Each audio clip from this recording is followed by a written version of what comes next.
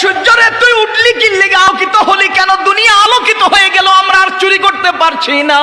খোদার কসম, আজকের সেই সব বামপন্থী কুলাঙ্গার গুলো, চোরার ঘরের চোরাগুলো আমাদের মামুনুল হক সাহেবের আওয়াজ শুনলে, হকের পক্ষের কথা শুনলে ওই আলো প্রজ্বলিত হবে। সুদ, ঘুষ, রাহাজানি, অত্যাচার, জুলুম এই সবগুলো আস্তে আস্তে বন্ধ হয়ে যাবে। চোরারা চুরি করতে পারবে না। এই জন্য হকের আওয়াজ শুনলে তাদের চুলকানি শুরু হয়। বাদুরের ঘরের বাদুর, চোরার ঘরের চোরা। এরা কি? চোরার ঘরের চোরা। এরা ইসলামের আওয়াজ শুনলে চুলকায়। কি জন্য চুলকায়? কই যে সূর্য উঠলে যারা চুলকায় বাদুর, হেডি যেমন চোরা অন্ধকারে চুরি করতে চায়। আজকে সুদের বিরুদ্ধে কথা বললে মসজিদের মিম্বারের ইমাম সাহেব বলে, মসজিদের মিম্বারে ইমাম সাহেব সুদের বিরুদ্ধে কথা বললে এলাকার সভাপতি মোড়ল সুদখোর বাটপার সেই ইমাম সাহেবের চাকরি চলে যায়। কেন চলে যায়? সুদের বিরুদ্ধে বলেছে, চামচিকা আওয়াজ দিয়ে উঠেছে। সুদের বিরুদ্ধে বলেছে, বাদুর নামক সেই সভাপতি চোরা, চুরি করতে পারবে না, এই জন্য ইমাম সাহেবের চাকরি চলে যায়। সুমাইয়া টিভি, সুস্থ সংস্কৃতির প্রত্যাশায় আপনাদের পাশে। এই অগোছালো মাহফিল অন্যান্য বছর যে সুন্দর পরিপাটি একটা শৃঙ্খলাবদ্ধভাবে হয়,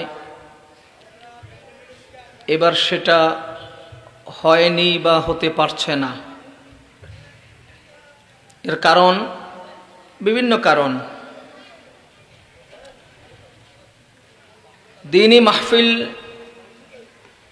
বাংলাদেশ দ্বীনি মাহফিলের দেশ, এটা ওয়াজ মাহফিলের দেশ।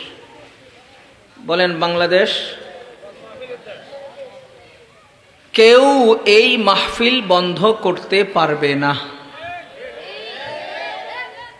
কেউ এই মাহফিল বন্ধ করতে পারবে না। দুঃখজনক হলেও সত্য, বর্তমানে বিভিন্ন কারণ দেখিয়ে আমাদের বড়দের অনেক মাহফিলকে বন্ধ করে দেয়া হচ্ছে। যেমন গত কয়েকদিন আগে মাওলানা মামুনুল হক সাহেবের সাথে চান্দিনা গনিপুর মাদ্রাসায় প্রোগ্রাম ছিল, ওটা 144 জারি করছে। আগামীকাল কুমিল্লা দয়ামির মাদ্রাসায় জুনায়েদ বাবুনগরী সাহেব, মামুনুল হক সাহেব আসার কথা, আমারও যাওয়ার কথা। 2 দিন ব্যাপী মাহফিলে যেদিন মামুন সাহেব আর বাবুনগরী সাহেব, সেদিন প্রোগ্রাম ক্যান্সেল। আপনাদের কি মনে হয়, কারণ দেখিয়ে মাহফিলে বক্তব্য দেওয়া বন্ধ করে দিলেও সেই সকল বক্তাদের বক্তব্য বন্ধ হয়ে যাবে? ইসলামের পক্ষে কথা বলা বন্ধ হবে না, বিশেষ করে বাংলাদেশে হবে না। ওয়ামাকারু ওয়ামাকারাল্লাহ, তারা চক্রান্ত করবে এক আঙ্গুল দিয়ে, তো অন্যের দিকে এক আঙ্গুল উঠালে নিজের দিকে ফিরে থাকে অন্তত 3 আঙ্গুল। আরেকজনের দিকে এক আঙ্গুল উঠালে নিজের দিকে 3 আঙ্গুল ফিরে থাকে। তারা যতই চক্রান্ত করুক, যতই পরিকল্পনা করুক, দ্বীন আর ঈমানের মালিক, ইসলামের মালিক, সত্যের মালিক আল্লাহ, তাদের চেয়ে বেশি কৌশলী। সব কৌশল, সব চক্রান্ত ধ্বংস হয়ে যাবে ইনশাআল্লাহ। বাংলার জমিনে উলামায়ে কেরাম কথা বলেই যাবে, বলেই যাবে। বন্ধ করতে পারবে না, বন্ধ হবে না। মজার ব্যাপার হলো, আমাদের নবীজি সাল্লাল্লাহু আলাইহি ওয়াসাল্লাম মক্কায় ছিলেন। যেদিন নবুয়ত প্রাপ্ত হন, সেদিন তিনি নবুয়তের ধারক হিসেবে একা ছিলেন। আমার কথা বুঝতেছেন না আপনারা? নবীজি যেদিন নবুয়ত প্রাপ্ত হলেন, নবুয়তের বাহক হিসেবে, ধারক হিসেবে একা ছিলেন। সাথে ধীরে ধীরে কিছু লোক জমায়েত হলো, তার অনুসরণ শুরু করলো। আপনারা বলেন তো, নবীজি মক্কায় ছিলেন, কয়জন ছিলেন? 1 জন ছিলেন। তখন কি আবু জাহাল মক্কায় ছিল কিনা? আমাদের নবীজির পিছনে শত্রুতা কোনটা সে বাদ রেখেছে? সব পরিকল্পনা, সব চক্রান্ত সে নবীজির বিরুদ্ধে ব্যবহার করেছে। নবীজি মক্কায় ছিলেন, আবু জাহাল মক্কায় ছিল, নবীজি একা ছিলেন, আবু জাহালের দলবল ছিল। আল্লাহর কসম করে বলছি, আমাদের নবীজি মক্কায় থাকাকালে আবু জাহাল তার গোষ্ঠী নিয়ে নবীজির কিঞ্চিত ক্ষতি করতে পারে নাই। কিন্তু আল্লাহর হুকুমে নবীজি মদিনায় গেলেন, তার অনুসারী হলো, দলবল হলো, নবীজির জন্য জীবন দানকারী অনেক মুসলমান তার চতুর্দিকে ইস্পাত কঠিন দৃঢ়তা নিয়ে দাঁড়িয়ে গেলেন। তখন আবু জাহাল তার সৈন্যদল নিয়ে, তার অধীনস্থদেরকে সাথে নিয়ে, কোমরে অস্ত্র নিয়ে 1000 লোক বদরের দিকে ছুটে যাচ্ছে। একটু অঙ্ক করেন না, বলেন তো মক্কায় নবীজি একা ছিলেন কিনা? আবু জাহাল মক্কায় ছিল কিনা? নবীজির ক্ষতি করতে পেরেছে? মদিনায় নবীজি একা না অনেক? তার সাথে আরো দলবল আছে না নাই? তিনি মক্কায় না মদিনায়? এবার আপনারা বলেন তো, আবু জাহাল মক্কায়, নবীজি একা, তার দলবল নিয়ে নবীজির ক্ষতি করতে পারলো না। সেই আবু জাহাল মদিনায়, নবীজির দলবল হলো, এখন সে দল নিয়ে রওনা দিল কেন? তো মুহাম্মদের বিরুদ্ধে যুদ্ধ হবে, মুহাম্মদকে শেষ করে ফেলবো। আমি বলবো না না না না না, তুমি তো মক্কায় নবীজির কিছুই করতে পারলা না, মদিনায় নবীজির বিরুদ্ধাচরণ বা মোকাবেলা করার অর্থ হলো তুমি নিজের পায়ে নিজে কুঠারাঘাত করা। করেছেও তাই, হয়েছেও তাই। আবু জাহাল শেষ হলো, তার অনুসারী 70টা ধরাশয়ী হলো, 70টা গ্রেফতার হলো, বেঁধে ছাগলের মতো টেনে মদিনায় নিয়ে গেল। সেটা লম্বা ইতিহাস, আমি যতটুকুন বলতে চাইছিলাম। এবার আপনারা বলেন তো, আমাদের নবীজি যেদিন একা ছিলেন, আবু জাহালরা দুনিয়াতে ছিল কিনা? সেই নবীজির ইসলাম আজ আছে না নাই? আবু জাহালের গোষ্ঠীরা আজকে আছে না নাই? সুতরাং ওই জাতীয় গোষ্ঠীরা ইসলামের ক্ষতি সাধনের চেষ্টা করেই যাবে। আল্লাহর কসম, মক্কায় একা নবীজিকে তারা ক্ষতি করতে পারে নাই, মদিনায় নবীজির বিরুদ্ধাচরণে মোকাবেলে গিয়েছে, তারাই ক্ষতিগ্রস্ত হয়েছে। মুসলমান আজও নবীজির অনুসারীরা আছে, আবু জাহালের গোষ্ঠীরা আছে, নবীজির অনুসারীদের মোকাবেলায় আসবে। খোদার কসম, আবু জাহালের গোষ্ঠীরাই ধ্বংস হবে। আমাদের কওমি মাদ্রাসা, আমাদের মাহফিল বন্ধ করে দিতে চায়। আরে যারা কওমি মাদ্রাসা এখনো চিনো নাই, তোমাদেরকে বলছি, কওমি মাদ্রাসা দারুল উলুম দেওবন্দের মাধ্যমে শুরু হয়। কোন বিল্ডিং এর ছাদের নিচে হয় নাই, একটা মসজিদের সামনের সামান্য একটা ডালিম গাছের ছায়ার নিচে দারুল উলুম দেওবন্দ তথা কওমি মাদারিস গুলো সূচনা হয় বিল্ডিং এর নিচে। কি বলেন? বিল্ডিং এর ছাদের নিচে না, ডালিম গাছের ছায়ার নিচে? গাছের ছায়ার নিচে। আপনারা বলেন তো, 1866 তখন এই ভারতবর্ষ ইংরেজদের দখলে। কাদের? 1857 খ্রিস্টাব্দে ভারতবর্ষে গণ আন্দোলন হয়, আজাদি আন্দোলন হয়। সেই আজাদি আন্দোলনের পরে মুসলমান উলামায়ে কেরামকে তারা শহীদ করে দেয়, হাজার হাজার আলেমকে কোরআনে কারীম জ্বালিয়ে ভস্ম করে দেয়। 1866 খ্রিস্টাব্দে আল্লামা কাসেম নানতুবি রহমতুল্লাহি আলাইহির সুদূর প্রসারী চিন্তার ফিকিরের উপর ভর করে দারুল উলুম দেওবন্দের পার্শ্বে সেই অবস্থিত ছত্তা মসজিদের বারান্দায় একটা ডালিম গাছের ছায়ার নিচে মাহমুদ ছাত্র মোল্লা মাহমুদের অধীনে লেখাপড়া শুরু করে কওমি মাদ্রাসার সূচনা হয়।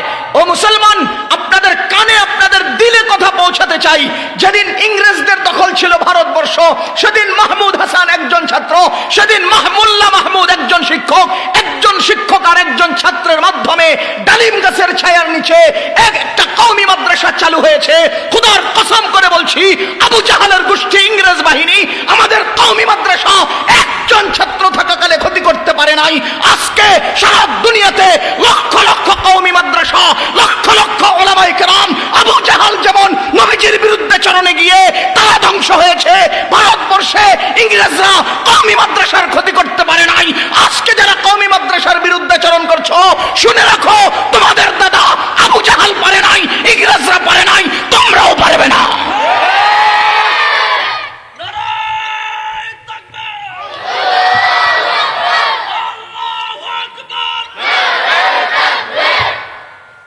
আপনাদের কি মনে হয় পারবে? পারবে না। হেরা মনে করছে কওমি মাদ্রাসা মানে বিল্ডিং এর নাম। ওরা মনে করছে মানে কওমি মাদ্রাসা দরজা জানালার নাম। তো তোমরা কি করবা? কওমি মাদ্রাসার দরজাগুলো তালা লাগাই দিবা? তোমরা কি করবা? কওমি মাদ্রাসার জানালাগুলো উখড়ে ফেলবা? কি করবা? কওমি মাদ্রাসার বিল্ডিং গুলো ভেঙে ফেলবা? আরে আমার এক মহাব্বতের লোক টেলিফোন করে বলতেছে, হুজুর আমি তাবলিগে চিল্লাই গেছি, এটাকে কেন্দ্র করে আমার চাকরি চলে গেছে। তা আমি বললাম যে ভালোই তো হচ্ছে। তা আচ্ছা হ্যাঁ আমারে দুঃখের কথা বলতে গেছে, আমি উল্টা করলাম যে ভালোই তো হচ্ছে। তো চুপ করে রয়েছে। আমি বললাম যে আপনার চাকরি কত বছর? 2 বছর। আর 2 বছর আগে কি করছেন? বেকার ছিলাম। তো আপনার চাকরি গেল কেন? তাবলিগে যাওয়ার কারণে। কেন? আচ্ছা তাবলিগে যাওয়ার কারণে একটা লোকের চাকরি চলে গেল। এখন সে 2 বছর চাকরি করেছে, 2 বছর আগে কি করেছে বলেন? চাকরি যাওয়ার পরে সে কি হয়েছে? তাহলে তুমি তোমার সেই 2 বছর আগের জীবনে ফিরে গেছো। সমস্যা কোথায়? কথা বুঝাইতে পারিনি। 2 বছর আগে যে হালতে ছিলাম এখনো তো 2 বছর আগে আমার জীবনটা পার হয়ে গেছে, এখনো পার হবে। 2 বছর চাকরি ছিল, যে দিন পছন্দ করে না, যে তাবলিগ পছন্দ করে না, যে তাবলিগে যাওয়ার কারণে চাকরি চলে যায়, সেই চাকরির আমার দরকার নাই। আমি আবার আমার 2 বছর আগের অবস্থানে ফিরে গেলাম। আমার আল্লাহ আমাকে নতুন আবার চাকরির ব্যবস্থা করে দেবে। এখন তোমরাও আমাদের মাদ্রাসার ইট খুলে ফেলবা, জানালা তালা ভেঙে ফেলবা, দরজায় তালা লাগিয়ে দিবা, তা আমরা আমাদের আগের অবস্থানে ফিরে যাব। আমাদের আগের অবস্থান গাছের ছায়া। আমরা গাছের ছায়ার নিচে চলে যাব। যতদিন গাছ থাকবে ততদিন কওমি মাদ্রাসা থাকবে, যতদিন গাছের ছায়া থাকবে ততদিন কওমি মাদ্রাসায় দিন শিখানোর ধারা চলতে থাকবে। কয়টা গাছ কাটবা, কয়টা গাছের ছায়া উখড়াইবা? যতদিন গাছ থাকবে, গাছের ছায়া থাকবে, ততদিন কওমি মাদ্রাসা থাকবে। সুতরাং তোমাদের সব চক্রান্ত ভেস্তে যাবে, ধ্বংস হবে। আমার আল্লাহর দ্বীন আজীবন মাথা উঁচু করে থাকবে।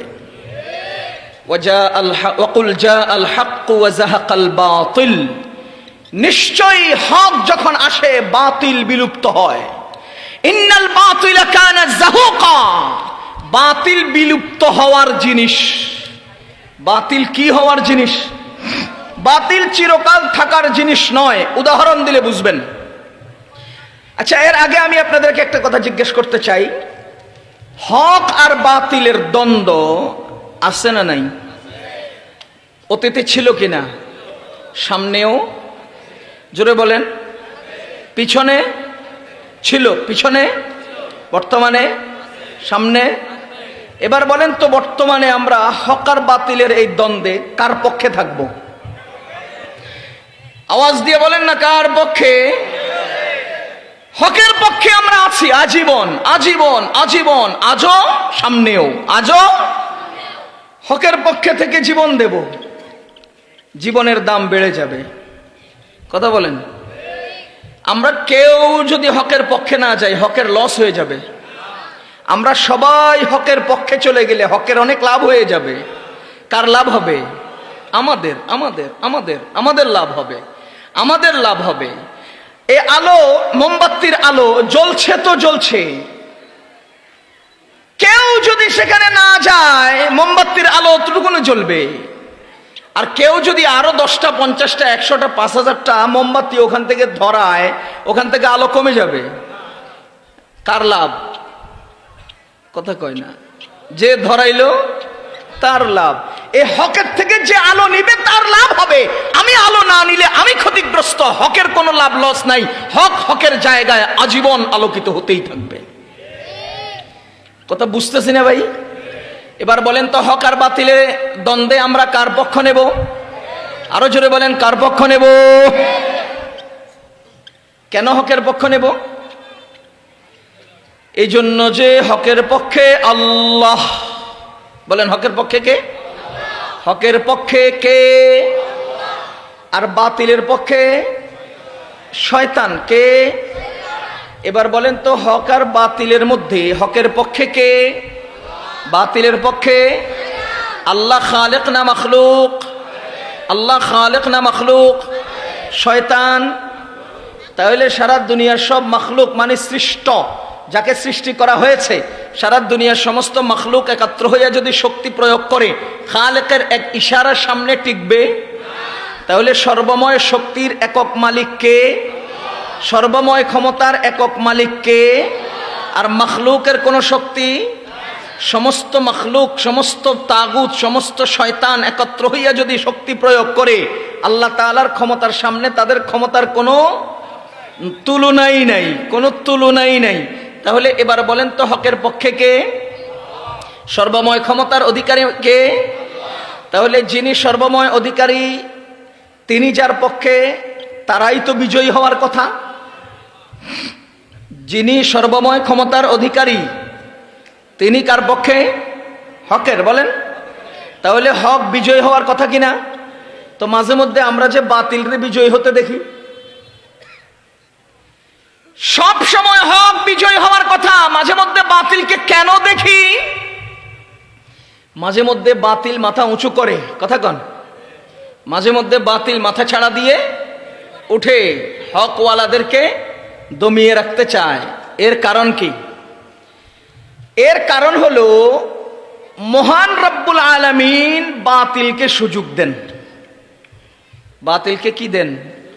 ওয়াকুল জাআল হাক্কু ওয়া যাহাকাল বাতিল। জাআল হাক্কু মানে হক যখন আসে, যাহাকাল বাতিল মানে বাতিল তখন পালিয়ে যায়। এবার বলেন তো হক আসতে হলে অন্য জায়গা থেকে আসবে, বাতিল পালাতে হলে এই জায়গা থেকে পালাবে। যেখান থেকে বাতিল পালাবে সেখানে বাতিলের অবস্থান বা বাতিলের অস্তিত্ব থাকবে। অস্তিত্বই যদি না থাকে তাহলে বাতিল পালাবে কিভাবে? এজন্যই মুসলমান আল্লাহর বান্দাগণ, আমার আল্লাহ রাব্বুল আলামিন মাঝে মধ্যে বাতিলকে সুযোগ দেন ছেড়ে। কথা বলেন, ছেড়ে দেন না, কি দেন? আমি উদাহরণ স্বরূপ আপনাকে বলতে চাই, আপনার দেশে ধান ক্ষেত আছে না নাই? ধান ক্ষেত আছে না নাই?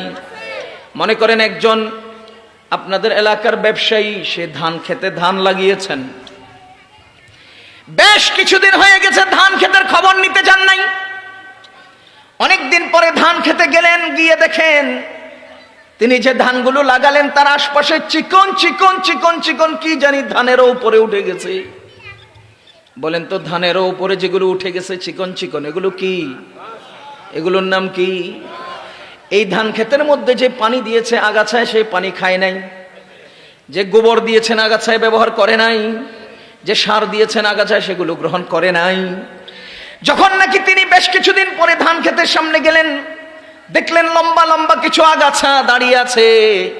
তিনি এবার সাতার পাইয়া বাজারে গেলেন, গিয়া ওই রংপুরের 2টা বদলা কিনে আনলেন, 2টা কর্মচারী ধরে আনলেন, আইনে বললেন যে এই আইল থেকে ওই আইল পর্যন্ত এই যে পরিধিটা আছে, চৌহদ্দিটা আছে, জায়গাটা আছে, এই জায়গায় যেগুলো ধান সেগুলো রাখবা, যেগুলো লম্বা লম্বা চিকন চিকন সেগুলো ধরবা, আর 2 কাম করবা। কয় কাম?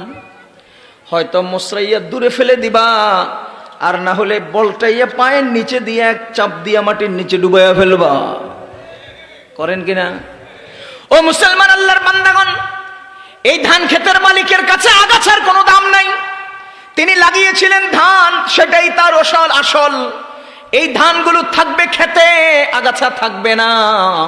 আল্লাহর কসম, মহান রব্বুল আলামিনের এই জগতে ফিরআউন নামক আগাছা যখন মাথা উঠাতে উঠাতে উঠাতে উঠাতে আনা রব্বুকুমুল আলা, আমি হলাম সবচেয়ে বড় খোদা, এতটুকুন উঁচা পর্যন্ত তার মাথা উঠে গেছে। আমার আল্লাহ রব্বুল আলামিন মূসা আলাইহিস সালাম আর হারুন আলাইহিস সালাম নামক 2 জন ব্যক্তি ব্যবহার করলেন, আর তাদের মাধ্যমে মসরাইয়া নদীর মধ্যে ডুবাইয়া চিরতরে খতম করে দিলে। দুনিয়ার কোন বাতিল চিরদিন থাকবে না, থাকে না, থাকতে পারে না। কথা কোন? ও মুসলমান, এখন আমরা যাদেরকে দেখতে পাচ্ছি এরা কি? আগাছা। বলেন এরা কি? আল্লাহর কসম, আগাছা কিছুদিন পর্যন্ত টিকে থাকলেও প্রকৃত মালিক তাদেরকে ছাড় দিবেন না, পরিষ্কার করবেন, ওই করবেন। কথা কোন? নদীতে পুকুরে বর্ষি দিয়া মাছ ধরেননি? এদেশে কি কয় ষাট দি মাছ ধরেননি? এখন বর্ষিটা যখন ফালাইলাম পুকুরে, আমরা 4 জন বসে বসে গল্প করতেছি, কথার কথা 4 জনে 4টা বর্ষি ফালাইছি। এখন 4 জনে আপন গতিতে গল্প করতেছি, আপনার লাগে আমি কথা কই, আপনার কথা এই যে আমি যাবি কইতে আছে। হঠাৎ করে একজনের বর্ষিতে কি থাকে, সুমা থাকে না? সুমা এদেশে কি কয়? সুমা কয়। এই সুমাই খোঁটান দিয়ে উঠছে। কি করে উঠছে? এবার বলেন তো, যে লোকের সাড়ে খোঁটাইছে হে লোকে কি আগের মতো কথা কব না সাড়ের গোড়াত ধরবো? দড়ি কি আগের মতো বেখেয়াল থাকবো না সুমার মুড়েনি থাকবো? কিল্লে রেনি রইছে কম, খালি ডুবাইতে দেরি, মারতে দেরি নেই, সাড়া মারতে। কথা বুঝতেছেন নি? বুঝার তো কথা, যেহেতু আমার বাড়ি হেনি, আপনাকে বাড়ি নোয়াখালী, কাছাকাছি, কথা এক কই। 2 জায়গা 2-4 কথা তো হয়তো উল্টা পাল্টা হয়, আর সব এক। আল্লাহ বর্ষিটা যখন ফালাইলেন, সুমাই খোঁটায়, সে একেবারে নিরিবিলি সেদিকে তাকিয়ে বসে আছে, বাকিরা কথা কয়, আরেকজনে খোঁচা দিয়ে কয় তোরটা খোঁটার। ও মুসলমান যখন নাকি খোঁটানোর পরে সুমাটা একটুখানি ডুবে, মালিক আর বসে থাকে না, ষাটের গোড়া ধরে এমন জোরে ঝাঁকুনি মারে, টান মারে, সাড়া মারে, নিচে যেটা আছে তার 2 অবস্থা, হয়তো 3000 গজ দূরে যায় ছিটকে পড়ে, আর না হইলে ভিতরে আটকি ক্যাক করি যায়। কথা কন, হয়তো গলার ভিতরে আটকি আক করি যায়, আর না হলে ছিটকাই 3000 গজ দূরে গিয়ে পড়ে। কথা ঠিক কিনা?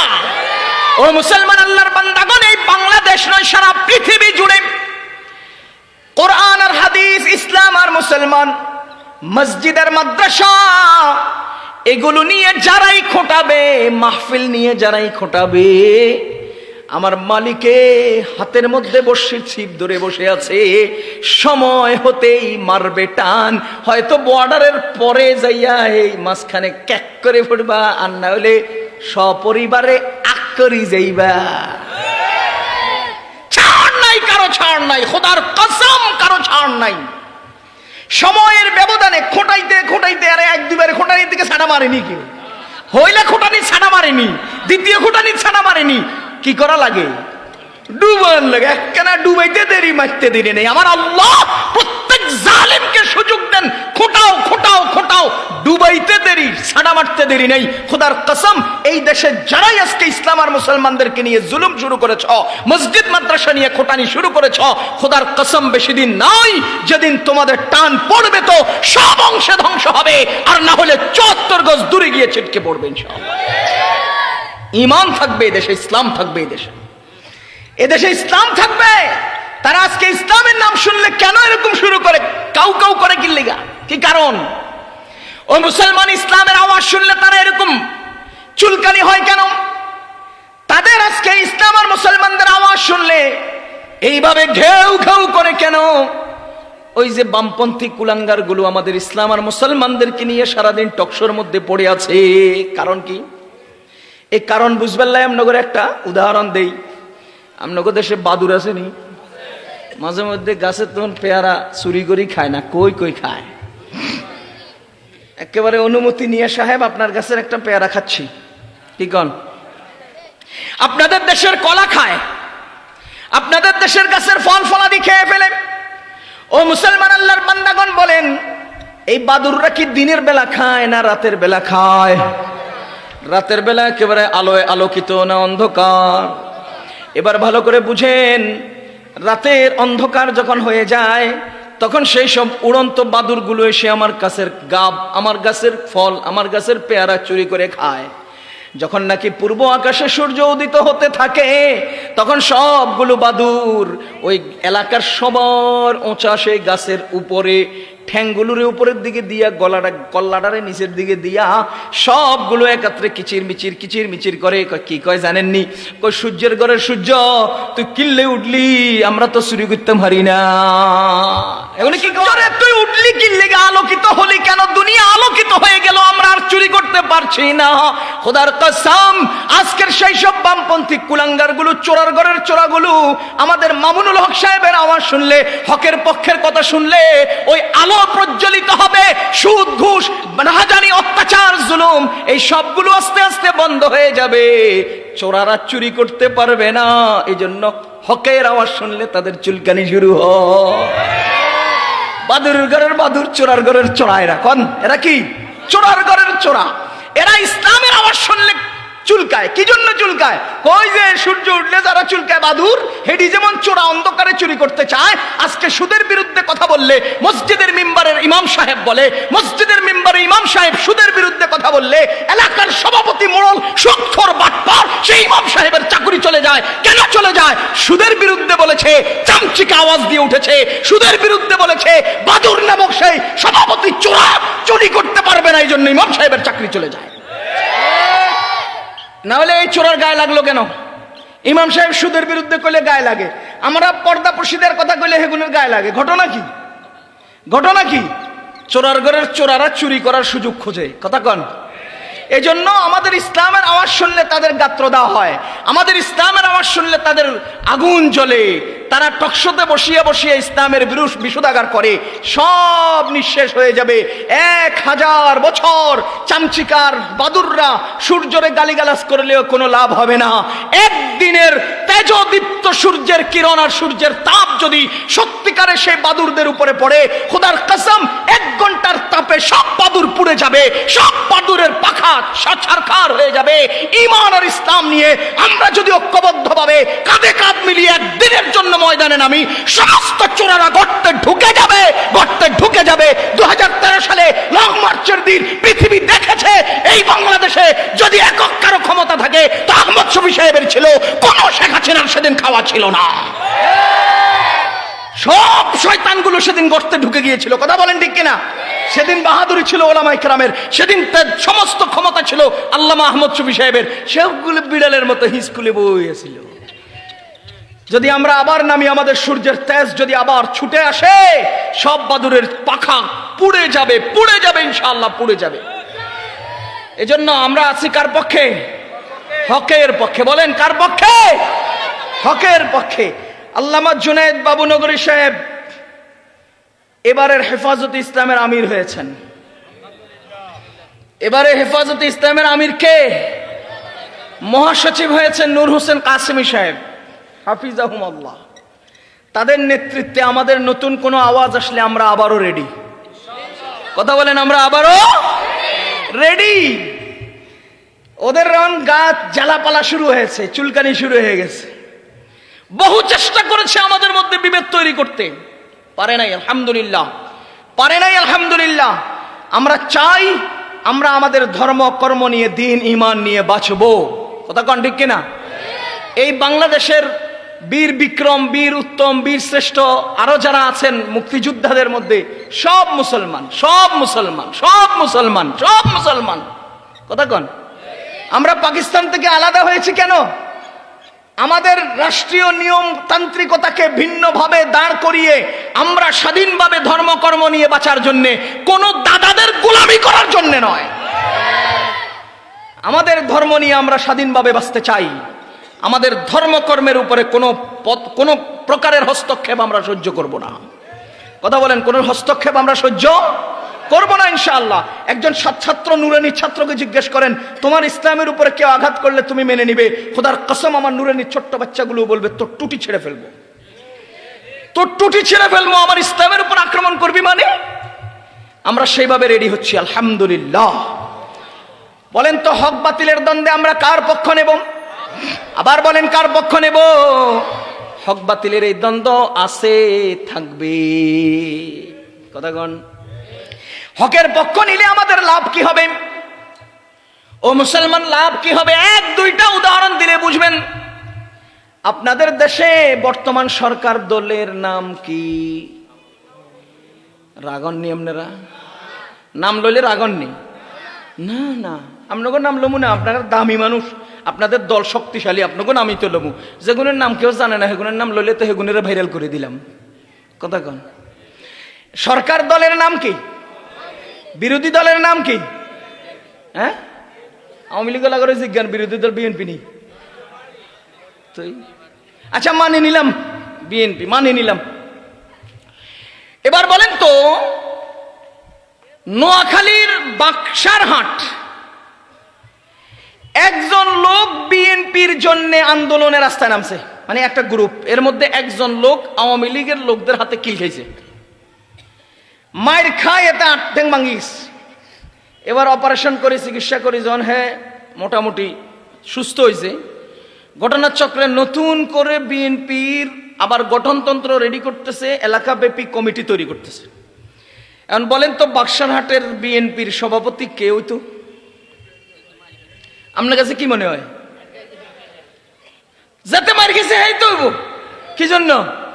দলের লাই হাতে ত্যাগ আছে, দলের লাই তার ত্যাগ আছে। ও মুসলমান, যদি বিএনপি আজকে আন্দোলনে নেমে তার বিপরীত পক্ষের লোকদের হাতে মার খায়, তো ওই দলের প্রধান নেতার কাছেও তার আলোচনা চলে যায়, সেই কেন্দ্রের হেড অফিসে তার ব্যাপারে আলোচনা হয়, পত্র পত্রিকায় তার সংবাদ আসে, তাকে দেখার জন্য নেতা কর্মীরা ছুটে আসে, পরবর্তী দল নেতা তাকেই বানানো হয়। কেন? এর কারণ হলো সেই দলের জন্য তার ত্যাগ আছে। এবার আপনারা বলেন তো, হকের পক্ষে কে? আল্লাহ। বলেন হকওয়ালা কে? যদি হকওয়ালা আল্লাহ হন, ইমানওয়ালা আল্লাহ হন, ইসলামওয়ালা আল্লাহ হন, যদি দ্বীন আর শরীয়তের জন্য শরীয়ত যদি আল্লাহর হয়, আল্লাহ বলেছেন ইন্নাদ দীনা ইনদাল্লাহিল ইসলাম, আল্লাহর কাছে মনোনীত ধর্ম হলো ইসলাম।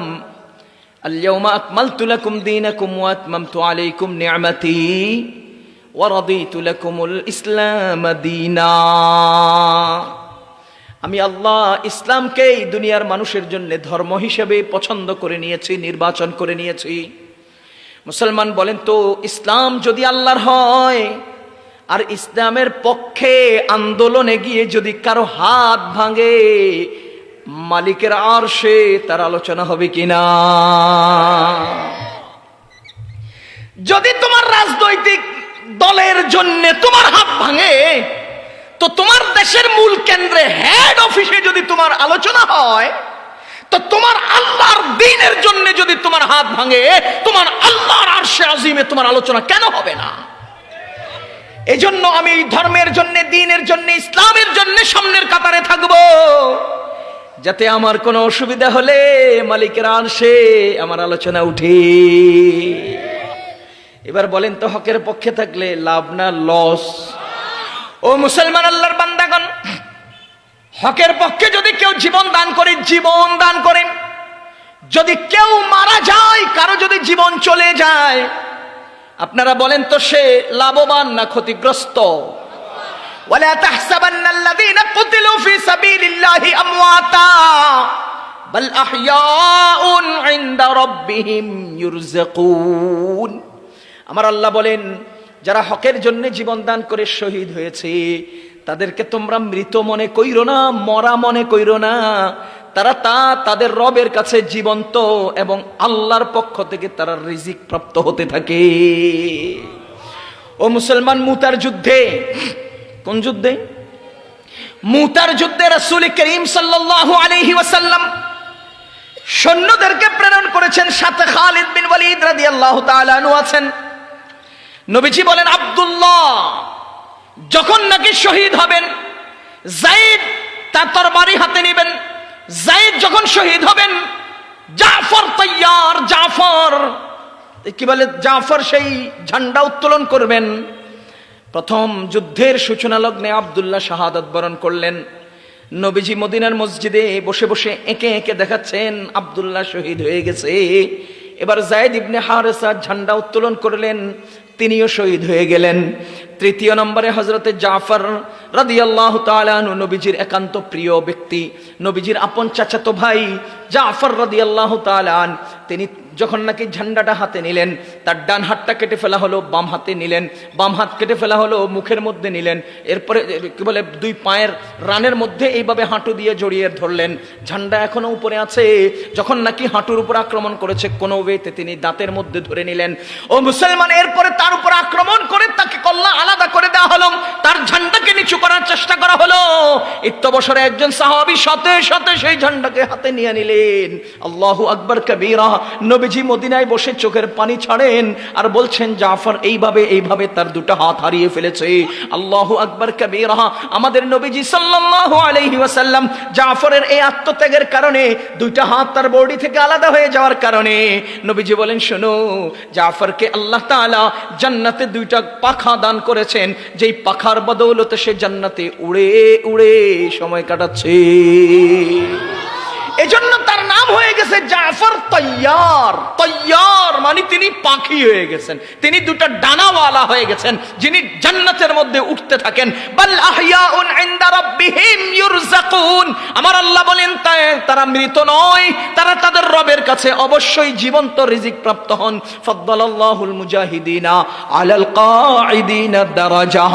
আমাদের নবীজি সাল্লাল্লাহু আলাইহি ওয়াসাল্লামের ইজ্জতের উপরে যারা আক্রমণ করে, 2013 সালে আল্লামা আহমদ শফী সাহেব সেই মতিঝিলের শাপলা চত্বরে গিয়েছিলেন একমাত্র নবীজির ইজ্জতের পক্ষে কথা বলার জন্যে। 2013 সালে আবার অবরোধ করেছেন নবীজির পক্ষে কথা বলার জন্যে। এরে ভোলায় যারা আক্রান্ত হয়ে শাহাদাত বরণ করেছেন, তাদের একমাত্র দাবি ছিল নবীজির ইজ্জতে যারা আক্রমণ করে তাদেরকে তোমরা শাস্তি প্রয়োগ করো। ওই ব্রাহ্মণবাড়িয়া আক্রান্ত হয়েছে নবীজির ইজ্জতের স্বার্থে। আজকে বাংলাদেশে ফ্রান্সের বিরুদ্ধে সারা দেশব্যাপী যে আন্দোলন হয়েছে, এই আন্দোলন নবীজির ইজ্জতের পক্ষে। আল্লাহর কসম করে বলছি, এই বাংলাদেশে দুইটা গ্রুপ অতিরিক্ত আছে, যে দুই গ্রুপে নবীজির খুব আশেক বলে দাবি করে।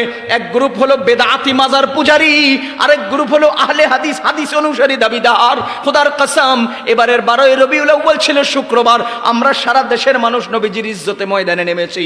ওই বেদাতিরা আর লা মাযহাবিরা ময়দানে আসে না। এটা দেখা যায় নাই, ঠিক কিনা? ও মুসলমান, আল্লাহর বান্দাগণ, আল্লাহ তাআলা বলেন, ফাদ্দালাল্লাহুল মুজাহিদিনা আলাল কাঈদিনা দারাজা। আমাদের দেশে আজকে নবীজির শানে, নবীজির ইজ্জতে, নবীজির আবরুর উপরে যারা আক্রমণ করছে, আমরা তাদের বিরুদ্ধে একটা মিছিল করতে গেলে আমাদের পুলিশ ভাইয়েরা এটারে বাধা দেয়। মিয়া, তোমার সমস্যা কোথায়? আমরা এটা দুনিয়াকে দেখাতে চাই, আমরা আমাদের আরশে আজিমের মালিককে দেখাতে চাই। ইয়া আল্লাহ, আপনার হাবিবের মোহাব্বত অন্তরে নিয়ে ময়দানে নেমেছি। ফ্রান্স পর্যন্ত যেতে পারবো না, কিন্তু ময়দানে নেমে নিজেদের ভালোবাসা প্রকাশ করতে চাচ্ছি। তুই কুলাঙ্গার, আমাদের এই মিছিলকে কেন বন্ধ করবি? কেন বন্ধ করবি? তোর স্বার্থটা কোথায়?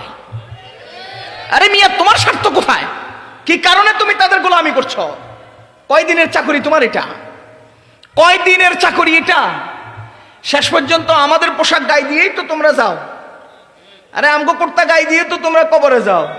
আর কবরে যদি না যাও, ভিন্ন অবলম্বী হইলে তোমরা আগুন দিয়ে পোড়ায়। তো তফাৎটা কোথায়? কিসের বাহাদুরি? এজন্য আমরা ময়দানে যারা আছি, এদের এক ফজিলত আল্লাহ বেশি দিয়েছেন যারা ঘরে বসে আছেন তাদের চেয়ে। ফাদ্দালাল্লাহুল মুজাহিদিনা আলাল কাঈদিনা দারাজা।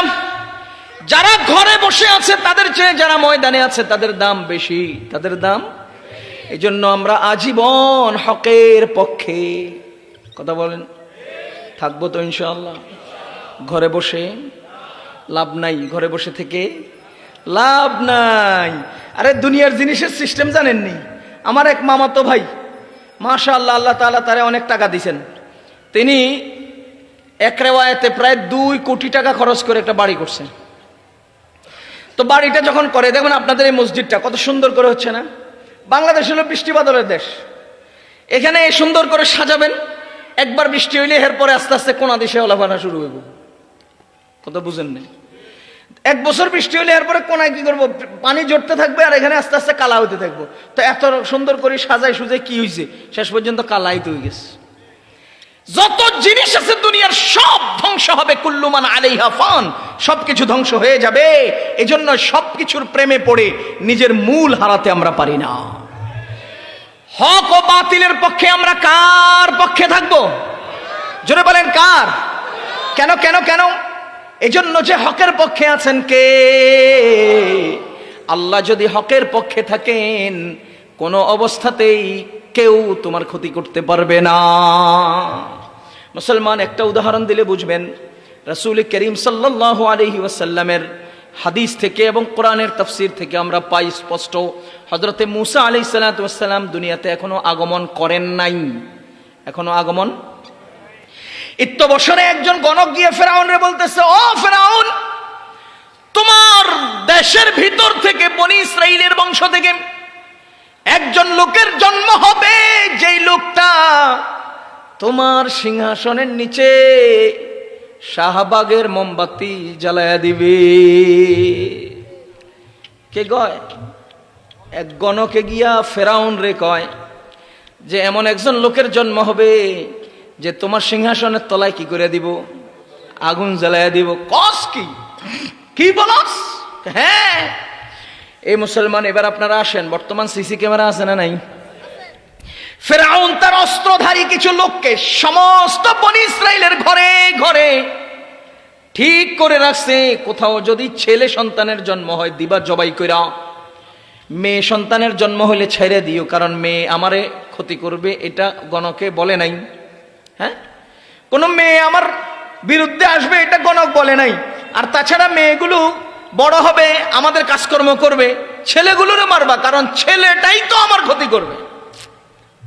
মুসলমান, আপনি বলেন তো হকের পক্ষে মূসা আলাইহিস সালাম কে? এখনো দুনিয়াতে আসছেন, কথা কেন আসছেন, কিন্তু শত্রু রেডি। তাকে মারার জন্যে হাজার হাজার সন্তানের জবাই হয়েছে। এখন আমাদেরকে বলতেছে, হুজুর হেফাজতের সময় এতজন মারা গেল, অমুক সময় এতজন মারা গেল, অমুক জায়গায় এতজন ক্ষতিগ্রস্ত হলো। কই আল্লাহ ধরে না যে? আল্লাহ মূসা আলাইহিস সালামের দুনিয়াতে পাঠানোর আগেও বনি ইসরাইলের বহু সন্তানের গলা কবুল করেছেন, এরকম বহু গলা আল্লাহ কবুল করবেন, এরপরেই তো মূসা আলাইহিস সালামরে পাঠাবেন। একটু সময় দেন না, একটু সময় দেন না, সময় তো দিতে হবে। আমার আল্লাহ কিছু লোককে কবুল করবেন, সেই কবুল করা মানুষদেরকে আগে জায়গায় নিয়ে এরপরে সময় মতো ধরা দিবেন। কেন কবুল করবেন? এটা কবুল করার কারণ হলো, আপনারা বলেন তো জান্নাতে আল্লাহর রাস্তায় জীবন দানকারী শহীদদের জন্য উঁচু মর্যাদার অধিকারী কিছু চেয়ার আছে না নাই? এখন এই জামানায় যদি কিছু চেয়ার বাজেট থাকে আর চেয়ারগুলো জান্নাতে সজ্জিত থাকে, যদি এই জামানার কেউ আল্লাহর রাস্তায় শহীদ না হয়, তো ওই চেয়ারগুলোতে বসবে কে? এজন্য আল্লাহ তাআলা এই বাছাই করা কিছু মানুষকে কবুল করেন ওই চেয়ারে বসানোর জন্য, না হলে তো চেয়ার খালি থাকবো। এই জন্য মাঝে মধ্যে কিছু লোকরা আল্লাহ তাআলা দ্বীনের জন্য কবুল করে ফেলেন। কবুল হয়ে গেছে মানে বুঝে নেবেন তার ওই চেয়ারে উঠে গেছে। ও মুসলমান, আল্লাহর বান্দাগণ, মূসা আলাইহিস সালাম এখনো দুনিয়াতে আসেন নাই। তিনি হকের ঝান্ডা বাহক, তিনি হকের পক্ষে। এখন ফেরাউন নামক বাতিল এই মূসা আলাইহিস সালামকে শেষ করার জন্য সিসি ক্যামেরা লাগিয়ে দিয়েছে, সমস্ত বনি ইসরাইলের ঘরে ঘরে সন্ত্রাসী বাহিনী রেডি করে দিয়েছে। আল্লাহু আকবার কাবীরা। আল্লাহ তাআলা মূসা আলাইহিস সালামকে তার মায়ের পেটে দিলেন। দুনিয়াতে আগমন করার পরে সমস্ত সিসি ক্যামেরার চোখের আড়ালে আল্লাহ তাকে দুনিয়াতে দান করলেন। এরপরে বললেন, এ মূসার মা, তুমি তাকে কোলে রাইখা দুধ পান করাও, কোনো সমস্যা নাই, কারণ এই হকের ঝান্ডা বাহকের পক্ষে আমি আছি। এরপরেও তো মানুষ হিসেবে মানুষের একটা দুর্বলতা থাকে। এবার আল্লাহ তাআলা বলেন, ফাইন খিফতি আলাইক, যদি ফাইন খিফতি আলাইহি, যদি তার উপরে তুমি ভয় পাও, যদি তার ব্যাপারে তুমি আতঙ্কিত থাকো, আশঙ্কায় থাকো, তাহলে ফালকিহি ফিল ইয়াম্মি, তাকে ওই নদীর মধ্যে যে ঢেউ খেলে ঢেউয়ের মধ্যে ছেড়ে দাও, নদীর মধ্যে ছেড়ে দাও। মূসা আলাইহিস সালামকে, তোমার সন্তানকে সেখানে ছেড়ে দাও। আল্লাহু আকবার কাবীরা। ছেড়ে দেওয়ার আগেই আল্লাহ বলতেছেন, ভয় কইরো না, ভয় কইরো না, ফালা তাখাফি ওয়ালা তাহজানি, ভয়ের কোনো কারণ নাই, চিন্তার কোনো কারণ নাই।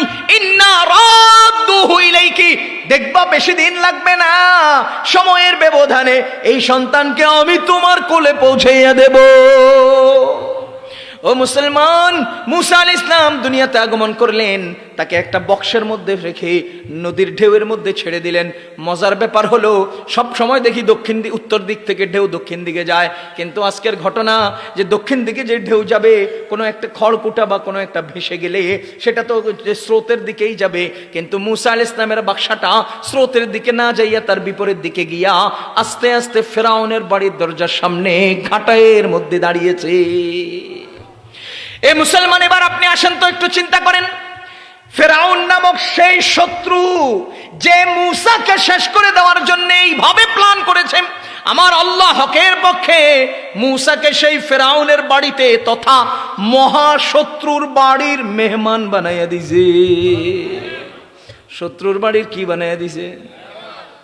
এবার যখন নাকি ফেরাউনের স্ত্রী আসিয়া তাকে কোলে নিলে, হাতে নিলেন, বাক্সাটা খুলে দেখে ফুটফুটেই সুন্দর একটা সন্তান। আরে এমন একটা সন্তানকে দিয়ে আমার কলিজাটা ঠান্ডা করতে চাই। আমার আল্লাহ রাব্বুল আলামিন সেই সন্তানের দিলের মধ্যে, এই সন্তানের চেহারার মধ্যে এমন একটা নূর আর এমন একটা আলো দিয়েছেন, মায়ার মহাব্বত ঢুকিয়ে দিয়েছেন। এই আসিয়া তাকে কোলে নিয়ে আদর করে যত্ন করে বুকে টেনে নিয়েছে, আর ফেরাউনের কাছে দৌড়ে গিয়ে বলছে, শুনো শুনো, আল্লাহ প্রদত্ত একটা নেয়ামত আমি পেয়েছি, আমি এই সন্তানকে আমার বুকে ধারণ করে আমি তাকে দিয়ে আমি আমার কলিজাকে ঠান্ডা করতে চাই। ফেরাউন তখন বলতেছে, না না, কার ঘরের না কার ঘরের, কোন জায়গার না কোন জায়গার, রাখা যাবে না, কোনো কথা শোনা হবে না, এই সন্তানকে আমি চাই। শেষ পর্যন্ত সন্তানকে সে রেখেছে, দুধ পান করানোর চেষ্টা করছে, কারো দুধ সে পান করে না, না না না। আর ওই মুসা আলাইহিস সালামের আম্মা জান তার বোনকে পাঠাইয়া বলছে, মেয়ে আমার, তোমার ভাইটা কোথায় যায়, কার কাছে যায়, একটু খবর নিয়ে আসো। গেলেন, সেখানে দেখলেন যে গিয়ে সেটা ফেরাউনের ঘরে গিয়েছে, অনেকের কাছে দুধ পান করানোর চেষ্টা করা হচ্ছে, কারো দুধ সে পান করে না। মুসলমান আল্লাহর বান্দাগণ, এই সন্তানকে আমার বাঁচাতে হবে, কি করতে হবে? অমুক জায়গায় গেলে খোনার আছে, তার কাছে চিকিৎসা হবে, দৌড়াইয়া সেখানে যায়। অমুক জায়গায় গেলে তার চিকিৎসা হবে, দৌড়াইয়া সেখানে যায়। মা বাবা অস্থির হয়ে যায় তার সন্তানকে বাঁচানোর জন্য। এই সন্তানটা দুধ খায় না, কে খাওয়াবে কে খাওয়াবে? অস্থিরতার মাঝখানে মুসা আলাইহিস সালামের বোন বলছে, ফেরাউন সাহেব, আমার কাছে একজন মহিলা আছে, আমার মনে হয় সন্তান তার দুধ পান করবে। আরে কি বলস, তোর কাছে মেয়ে মহিলা আছে, নিয়ে আয়, কে আছে তাড়াতাড়ি। দৌড় দিয়া মায়ের কাছে গেছে, যায়, মা, ইন্না রাদ্দুহু ইলাইকি, তোমার কাছে যে তোমার সন্তানকে ফেরত দিবেন আল্লাহ তাআলা। আরে এটা বেশি সময় লাগে নাই, খালি উলট পালট হইতে দেরি, আল্লাহ তাআলা তোমার হাতে এনে দেওয়ার একটা রাস্তা করে দিচ্ছেন। তুমি কিন্তু অভিনয় করবা, কোনো অবস্থাতেই বুঝতে দিবা না এই সন্তান তোমার। তুমি কিন্তু এমন ভাব লইবা যেন, যাতে করে তুমি এমনটাই বুঝে যে ফেরাউনের সন্তানের লালন তুমি করছো। আল্লাহু আকবার। মুসা আলাইহিস সালামের মা আসলেন, বুকে টেনে নিলেন, সাথে সাথে মায়ের দুধ পান করা শুরু করলো। এবার তো কলিজা ঠান্ডা হয়ে গেছে, ফেরাউনের কলিজা ঠান্ডা হয়ে গেছে আসিয়ার, যে আমার এই সন্তানকে বাঁচানোর মতো একটা মহিলা পাওয়া গেছে। ও মুসলমান, মুসা আলাইহিস সালামের আম্মার প্রতি কেন তাদের সন্দেহ ছিল না? এজন্য যে এই মুসা আলাইহিস সালাম মায়ের পেটে আসছে, কেউ জানতো না, কেউ বুঝতো না, বুঝতে পারে নাই তার সন্তান জন্ম হয়েছে, কেউ বুঝে নাই, বুঝতে পারে নাই। এজন্যই তো এই মহিলাটাকে তারা বুকে নিয়ে, মানে তারা ডেকে এনেছেন, আর তার দুধ পান করছে, কেউ সন্দেহ করে নাই যে সন্তান তার। কেন? সন্তান নতুন হইলেই তো তাকে বুঝে যেত, কিন্তু তাকে তো বুঝে যায়নি। এই মুসলমান, হযরত মুসা আলাইহিস সালামকে তিনি দুধ পান করাতে লাগলেন। ফেরাউন তাকে সব আদর যত্ন করে মায়া মমতা দিয়ে তার সন্তানকে লালন পালনের দায়িত্ব দিয়ে দিলেন। আমার প্রশ্ন হলো, হকের পক্ষে কে? মুসা আলাইহিস সালামের পক্ষে কে? যে ফেরাউন শেষ করে দিবে, সেই ফেরাউনের বাড়ির মেহমান বানালেন কে?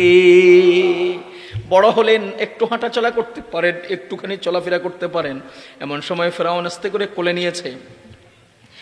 কোলে নিলে বাচ্চাদের সিস্টেম হলো দাড়িটা ধরবো। বাচ্চাকে সিস্টেম কি?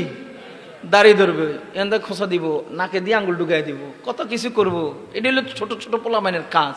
থানবী রহমতুল্লাহ আলাইহি বলতেছেন যে একটা বাচ্চা আনছে, পোলাটা চুপ করে বেরোছে, দূর ওই বুড়ারে করতে আনছে, চলা একটা ফোলা আনতো, ফোলা আনছে, আইতে এই দাড়িটা ধরছে, এটার নাম ফোলা।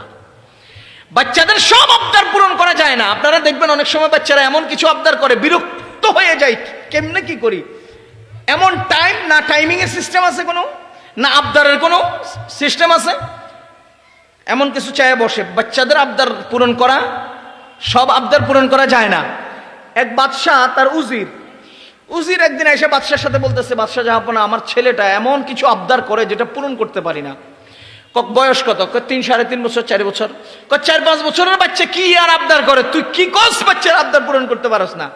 লই আয় তোর বাচ্চারা, আমি সব পূরণ করে দেব। আচ্ছা, তো বাচ্চারা নিয়ে আসছে, আনার পরে বাচ্চা খেলতে দিছে, এখানে খেলতেছে এমন সময় বাচ্চা করতেছে কান্দে, কিছু কান্দোস কা, কয় আমার একটা মটকা আইনা দেন।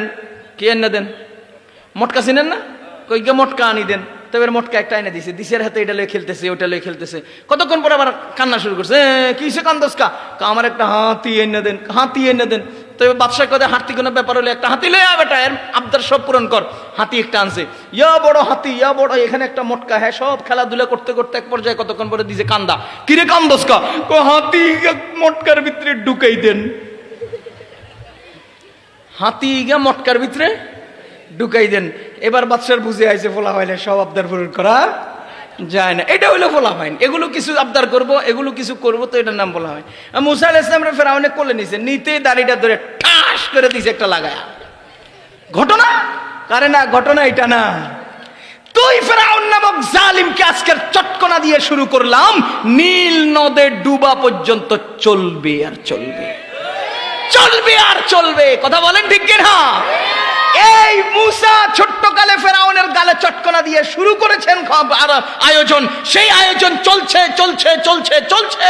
ওই জাদুকরদের সামনে বিশাল আয়োজন, সেটাও তারা পরাজিত, সব জায়গায় পরাজিত। সর্বশেষ পরাজয় নদীতে ডুবে খতম হয়েছে। আল আনা ওয়া কাদ আসাইতা ক্বাবলা ওয়া কুনতা মিনাল মুফসিদিন। যখন নাকি তার গালের মধ্যে এইভাবে মাটি ঢুকিয়ে দেওয়া হচ্ছে, তখন সে কি কয়, আমি ঈমান এনেছি মুসা আর হারুনের রবের উপরে। তখন সাথে সাথে আল্লাহর পক্ষ থেকে জিবরাইল আলাইহিস সালাম বলছেন, এতক্ষণে অথচ তুমি ইতিপূর্বে ছিলে জালিম, ইতিপূর্বে ছিলে জালিম। আল ইয়াউমা নুনাজ্জিকা বিবাদানিকা লিতাকুনা লিমান খালফাকা আয়া। কিয়ামত পর্যন্ত আগত সব মানুষের জন্য তোমার এই বডিটাকে অক্ষত দুনিয়াতে বিদ্যমান রেখে মানুষের জন্য একটা নিদর্শন করে রেখে দেব। সেই বাতিল এখনো পর্যন্ত দুনিয়াতে আছে না নাই? এরকম হাজার হাজার বাতিল দুনিয়া থেকে শেষ হয়ে গেছে কিনা আপনারা কি মনে করেন? কোটি কোটি বাতিল দুনিয়া থেকে শেষ হয়ে, আমরা নামও জানি না, বলেন আমরা নামও। কিন্তু ফেরাউনের নাম যদি কোরআনে না থাকতো তো হ্যার নামও জানতাম না। ফেরাউনের নাম কোরআনে না থাকলে হ্যার নামও জানতাম না। আপনাদের কি মনে হয় ইমামে আজম আবু হানিফা নামে কাউকে চিনেন?